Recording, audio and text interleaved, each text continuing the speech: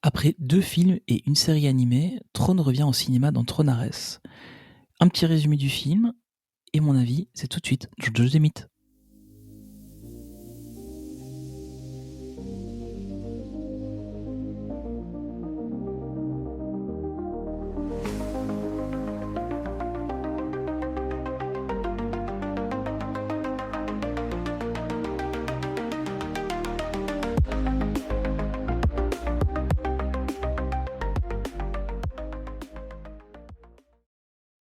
Bonjour à tous et bienvenue dans ce nouvel épisode de Jojo the Myth.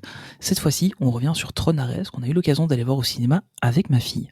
D'ailleurs, vous l'entendrez dans ce podcast. On en avait parlé lors du dernier épisode d'actualité. Le film est enfin sorti au cinéma en octobre 2025. Alors, pour rappel, c'est un film réalisé par Joachim Ronning, qui était à la tête de Pirates des Caraïbes, Dead Men Tell No Tales, et il a aussi officié comme réalisateur sur le deuxième film Maléfique.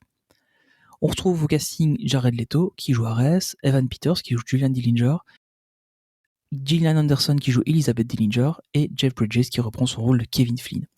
On a droit à une superbe musique de Nine Inch Nails, qui franchement souligne très bien les scènes d'action du film et rend vraiment le film super intéressant.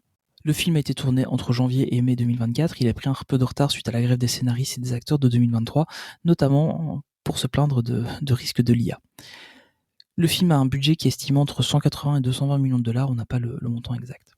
Alors rapidement, un petit résumé du film. Donc on a Ares, qui est un programme qui a été développé dans la grille de Dillinger, qui arrive dans le monde réel. Dillinger est capable de faire venir les programmes dans le monde réel, des programmes, mais aussi les véhicules, etc. qui vont avec. Et tout ça uniquement pour 29 minutes. Donc l'enjeu du film, c'est de trouver le code qui va permettre de rester dans le monde réel plus de 29 minutes. On sait que F. Kim, qui est la nouvelle PDG d'Encom, elle a réussi à trouver ce code, mais l'a perdu. Et donc l'enjeu du film, c'est de retrouver à nouveau le code.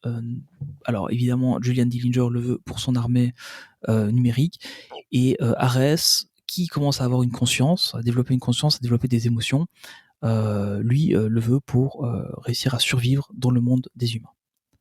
Avant de continuer de donner mon avis sur le film, j'ai pu enregistrer une petite interview exclusive de ma fille, et je vous la passe tout de suite. Et maintenant, place à la vie d'Emma. Alors Emma, on a été voir Tron Ares tous les deux.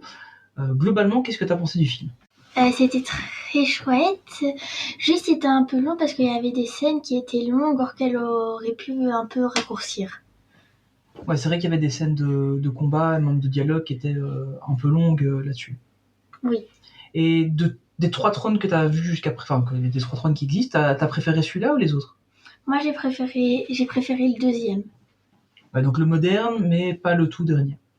Non. Et qu'est-ce que tu pensais du personnage de Ares, donc le héros du film ? Je l'ai trouvé chouette, mais en même temps, je sais pas. Je sais pas trop. Je le trouvais très chouette, mais en même temps, je me disais que ça aurait peut-être pu être quelqu'un d'autre. Comment tu penses, enfin, comment t'as aimé le fait que ce soit les programmes qui viennent dans la réalité ? J'ai bien aimé parce que souvent, moi j'aime bien ce qui vole et ce qui va dans l'eau, et là il y avait ça, du coup j'ai bien aimé un peu avec ça. Ok. Et alors, moi il y a un truc qui m'a un peu fait bizarre, c'est que quand il retourne dans la vieille grille, donc la vieille grille de Flynn, on voit le personnage, donc elle est censée être déconnectée, mais il arrive quand même à ressortir dans l'ancienne galerie de jeux de Flynn. Qu'est-ce que tu as pensé de cette partie-là, où il arrive à ressortir par normalement un endroit qui n'est pas connecté ? Mais en fait, je me suis demandé pourquoi il est ressorti par l'ancien bâtiment où il y avait tous les jeux, et qu'il n'est pas reparti de l'endroit où il est rentré. C'est ça que je comprends pas trop. Ouais, c'est bizarre. Hein. Oui, très bizarre. Donc globalement, t'as bien aimé le film, mais c'est pas le meilleur. Non, c'est pas le meilleur parce que je le trouve très long. Très long. Ok. Voilà, merci beaucoup Emma. De rien. Alors par contre, désolé pour le son, mais on n'a pas vérifié que c'était le bon micro branché avant l'enregistrement, et du coup le son est beaucoup moins bon qu'à l'habitude, malheureusement. Et comme au moment où j'enregistre, ma fille n'est pas là, voilà, j'ai pas pu refaire l'enregistrement, mais je pense que la qualité est suffisante. Alors rapidement, le film, honnêtement, j'ai trouvé certaines scènes un peu longues, même le film en lui-même m'a semblé un peu long. Il fait à peu près 2 heures, et honnêtement, je pense qu'en 1h30, il aurait largement pu être plié. On a certaines choses qui sont quand même grosses comme des maisons, les lasers du méchant qui sont rouges, qui créent des impressions, alors entre guillemets impressions 3D, qui sont noires et qui se prennent seulement des couleurs par la suite avec des couleurs rouges, etc. Qui sont imprimés avec des supports. Si vous connaissez l'impression 3D, vous savez de quoi je parle. Et en fait, c'est assez marrant, c'est que c'est très moche en fait, le moment de l'impression. Par contre, quand c'est Encom qui imprime des choses, c'est des lasers bleus, ça imprime tout de suite un bel arbre, etc. Et évidemment, Encom veut créer des choses pour sauver le monde, et Dillinger veut créer des armes pour servir un peu le monde. On retrouve en fait dans ce film une intrigue très basique qui est de retrouver ce code de permanence. Encom, Eve le recherche pour le bien-être du monde, et Dillinger le recherche pour réussir à mettre des armes au point qui restent dans le monde réel très longtemps. On a donc Ares qui lui le cherche pour réussir à lui rester vivant hors de la grille. Ce qui est assez intéressant pour Ares, je trouve, d'ailleurs ça m'a au départ assez intéressé, et je me suis dit que le film va être intéressant. C'est vraiment, on le voit en fait apprendre telle une IA de notre monde à nous, réel, où en fait il essaye, il rate, il réessaye, il rate, il réessaye, il rate, et à chaque fois il apprend, jusqu'à devenir un vrai grand combattant. Et ça, du coup, je trouve ça super intéressant. Le reste du film, malheureusement, l'était un peu moins. Alors, je me suis pas spoilé d'autres avis d'autres personnes ou quoi avant de faire ici le mien. Voilà, j'ai vraiment voulu essayer de faire quelque chose qui ne se raccroche pas à quelque chose d'existant. Donc c'est vraiment mon avis à chaud et celui de ma fille, donc que vous avez pu entendre. Honnêtement, je pense que le film était un peu long. Il y a des scènes qui étaient plutôt cool. J'ai beaucoup aimé la scène où Dillinger pirate les serveurs d'Encom et où on voit ces soldats, enfin ces programmes partir à l'assaut des serveurs d'Encom à l'intérieur. C'était plutôt marrant de voir que lui il s'excite sur le clavier, et puis finalement c'est ces programmes qui combattent les sécurités de Encom. C'était plutôt marrant de voir ça comme ça. Mais par contre, c'était un peu long. Encore une fois, cette scène était un peu longue. Toutes les scènes de combat, de discussion, etc. En fait, toutes les scènes sont un peu trop longues. Pas énormément, mais un petit peu trop longues. Et en fait, je trouve que ça casse le rythme du film. Je trouve ça un peu dommage. Alors, on a aussi la partie où Eve Kim, donc la PDG d'Encom, se retrouve dans la grille de Dillinger. Donc, le classique de un être réel arrive dans la grille. Mais en fait, là par contre, c'est très rapide. C'est vraiment, elle arrive dans la grille. Ares comprend que F. Kim peut l'aider à retrouver le code, et en fait il l'aide à s'échapper, et elle s'échappe assez vite finalement. Donc on est vraiment sur un truc où c'est très rapide, là où dans les deux premiers films l'enjeu c'est vraiment sortir de la grille en entre guillemets tuant le méchant, mettre au contrôle principal dans le premier film, et Clou dans le second. Ici en fait il n'y a pas vraiment d'enjeu dans la grille, c'est juste il faut en sortir, et ça arrive assez vite. En parlant de maître contrôle principal, Ares est défini comme un maître contrôle en français. Mais par contre, à un moment, quand on voit le taper le code, on voit que MCP, donc on parle bien de maître contrôle principal, sauf qu'ici, c'est pas lui qui gère la grille en fait. Il est le général des armées, mais c'est pas vraiment lui qui gère toute la grille. Donc je sais pas trop pourquoi on l'a appelé maître contrôle principal dans celui-ci par rapport au maître contrôle principal du premier film, qui lui était vraiment en charge c'était lui qui gérait la grille. Et qui malheureusement en avait pris le contrôle. Donc, nos protagonistes arrivent à sortir de la grille, et il faut retrouver ce fameux code que Eve avait réussi à retrouver. Il faut le retrouver de nouveau, et en fait, il est dans la grille originale de Kevin Flynn, et malheureusement, le seul accès à cette grille originale, c'est la tour Encom. Donc, on se retrouve à la tour Encom. Ares est envoyé dans la grille originale. Alors ce qui est bien, c'est qu'on retrouve ce design un peu plus ancien, avec notamment les anciennes motos, etc. C'est plutôt cool. Et les bits qui changent de forme pour dire oui ou non, je trouve ça plutôt sympa. Et là, il rencontre un avatar de Kevin Flynn, une sauvegarde en fait de Kevin Flynn. Je rappelle que Kevin est mort à la fin du deuxième film. Il s'est sacrifié pour détruire Clou, pour que son fils Sam et Cora puissent s'échapper. On reviendra d'ailleurs sur ces deux personnages plus tard. Il discute un peu avec Kevin, et finalement Kevin lui donne le code de permanence qui ressemble à un brin d'ADN. C'est incroyable. Finalement, le laser pour pouvoir sortir de la grille a été détruit, mais on ne sait pas comment. le serveur qui était isolé dans la tour d'Incom est encore connecté à la salle d'arcade de Kevin Flynn, et donc Ares peut sortir par là. Ce que je comprends pas, c'est pourquoi est-ce que du coup ils sont pas rentrés par là pour rentrer dans la grille, puisque c'était quand même beaucoup plus discret que d'aller dans la tour Incom. Soit.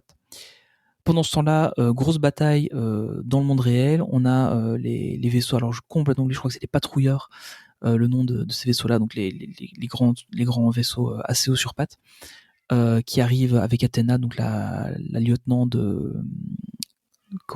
d'Arès. Et on retrouve donc ces vaisseaux qui attaquent un peu le monde réel, avec les soldats du monde réel qui essaient de se battre contre eux mais qui n'y arrivent pas, avec avec les lignes qui sont derrière les véhicules, qui permettent en fait de détruire, etc. Bon voilà, vous connaissez un peu. Les scènes d'action sont sympas, mais encore une fois un peu trop longues à mon goût. Finalement, les méchants sont vaincus. Julian Dillinger retourne dans sa propre grille, donc dans la grille Dillinger, juste avant de se faire attraper par la police. Et là, en fait, son disque de données ressemble au disque de données qui était celui du serviteur de maître contrôle principal dans le premier film, avec notamment qui avait ce costume un peu différent. Julian Dillinger prend le disque de données et commence à se transformer avec ce costume. Donc, bam, potentiellement, on a une intrigue pour un prochain film, un Tron 4, qui malheureusement, vu les succès au box-office, risque de probablement pas arriver.